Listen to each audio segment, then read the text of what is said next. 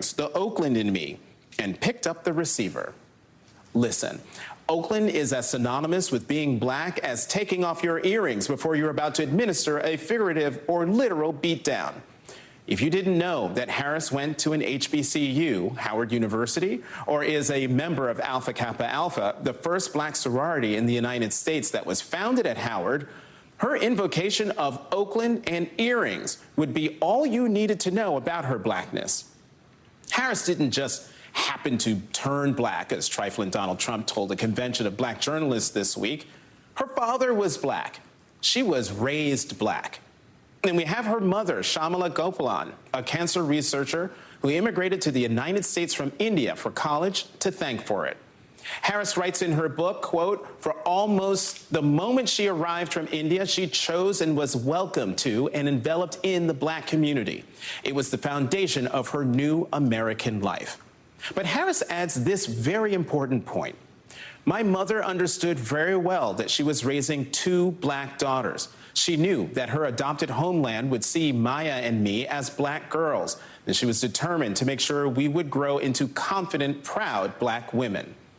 And we have seen that confident, proud black woman on display in the nearly 2 weeks that she has been the de facto Democratic nominee for President of the United States. We saw it in the sister girl look Harris gave Senator Richard Burr when he interrupted her during her grilling of then Deputy Attorney General Rod Rosenstein. We saw it in how she paused after saying this during her visit to the Wilmington campaign office. In those roles, I took on perpetrators of all kinds.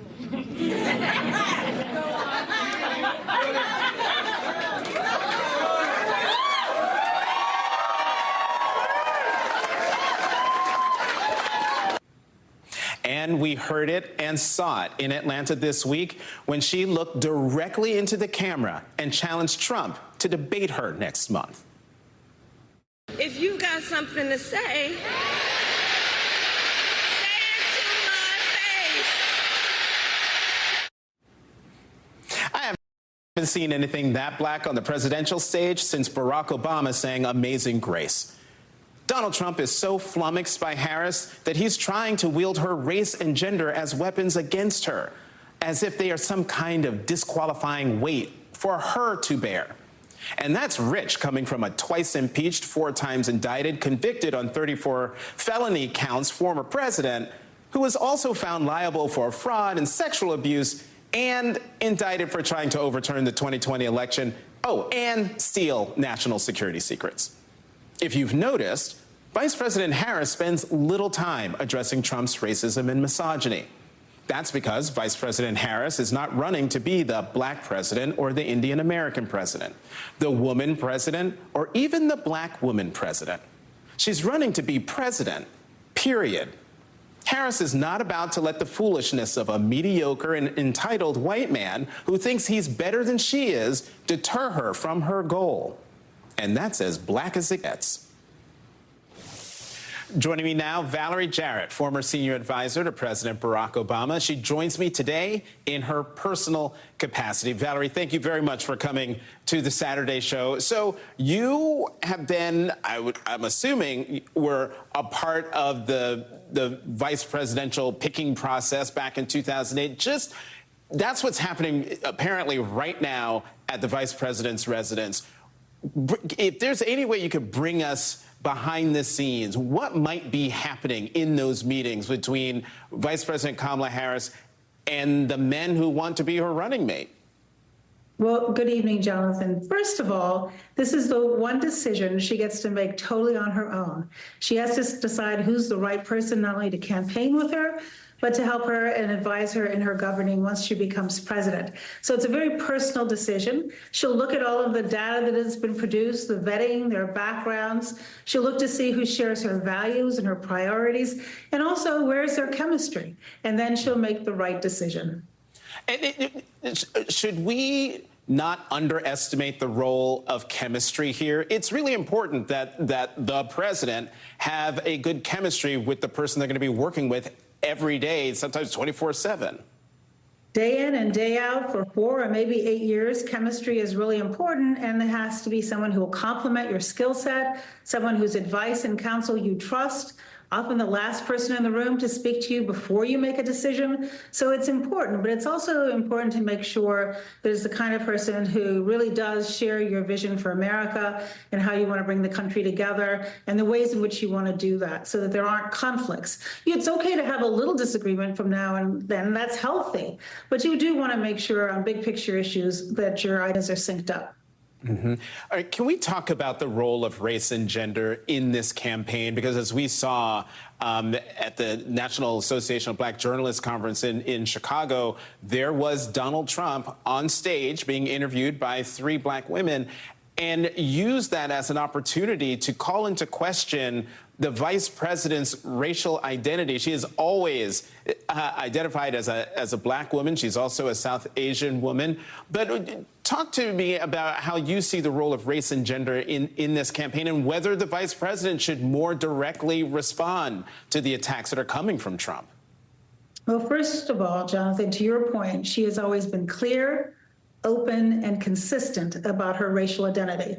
Second of all, nobody gets to decide for her or speak on her behalf about that racial identity.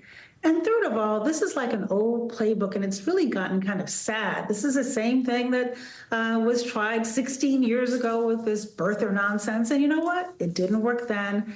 It's not going to work now. Why? Because the American people, as evidenced by the incredible energy and enthusiasm we've seen in just less than 2 weeks for her campaign, they're really not focusing on that. They want to know who's going to fight for me, who's going to improve my life, who's going to put me first, who's going to realize that this job is not about being self-centered, but by being open and inclusive and listening to the American people. And I think the fact that she has, 3 million new donors, 2/3 of which are first-time donors, hundreds and thousands of volunteers around the country, cross-section of America coming out with the enthusiasm for her candidacy. And it's a candidacy that's joyful and hopeful and sees what we have in common and not our differences. And that is what I think resonates. So I think this old playbook didn't work 16 years ago, and it's not going to work now. Well, to that point, though, will there come a point when Vice President Harris will have to respond more directly to Donald Trump? And I ask that question because I'm thinking of I can't believe it's been 16 years, Donald Trump's birther nonsense. But at a certain point, President Obama produced again his full form birth certificate. So at what point do you think Vice President Harris might have to, be more direct about it with him? Well, first of all, I would remind you that President Obama did not respond to that nonsense during the campaign. The only time he responded to it was when he was trying to communicate with the American people about the importance of the Affordable Care Act, and the nonsense had become noise and a distraction. That's when he decided he had to attack it head on. Now, what I would expect is, as the vice president said, if former President Trump has something to say to her, he should say it to her face. And she looks forward to the debate that's already scheduled, that's been scheduled, and hoping that he will show up for it. So if he has something to say, he should say it directly to her. And then my guess is she will respond. Right. That was one of my favorite moments during her rally in Atlanta. One more question for you, Valerie. Back to VP stakes. You got a favorite? Who do you think she should pick? Well, this is the privilege of being the nominee. Whoever she picks, I will be fine with. And it is her decision and hers alone.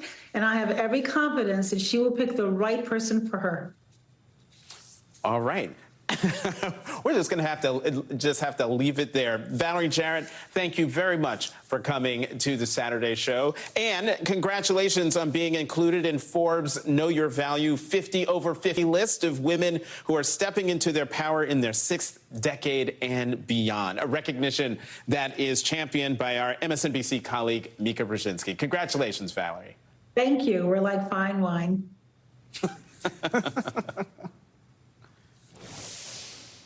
And we're looking at live pictures of President Trump speaking at a campaign rally in Atlanta.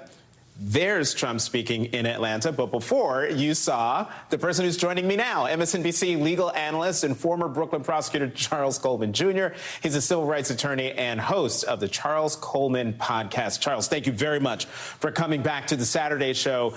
So since I've talked all about what Donald Trump said at NABJ, let's just play the offending comment, and we'll talk about it on the other side. I've known her a long time indirectly, not directly very much, and she was always of Indian heritage, and she was only promoting Indian heritage. I didn't know she was black until a number of years ago when she happened to turn black, and now she wants to be known as black. So I don't know, is she Indian or is she black? She is always identified as a black woman. She went to a historically black college. I respect either one, but she obviously doesn't, because she was Indian all the way, and then all of a sudden she made a turn and she became a black person. Just to be clear. Charles, the floor is yours. So, Jonathan, I think the first thing that we have to understand is it is a mistake for any of us to allow people who are not in our community, to allow white people, to allow others to begin to become the arbiters of what is and what isn't black. It's very important to understand that the black experience is incredibly nuanced and incredibly vast throughout the diaspora. And so it does not necessarily fall in any particular stereotype or caption or copyright that people might want it to. Donald Trump does not have the space or the ability or the power to try to be the arbiter of blackness any more than anyone else outside of our community can say, you do or do not belong here. And I think that the first mistake that some of us have made is allowing that to even take root as a conversation. If there's anything that I would say around the vice president and her potential response is that while we have had an opportunity to hear her talk about race, I think this may be the point where she may need to lean into the notion of how racism is an attack that's being used against her.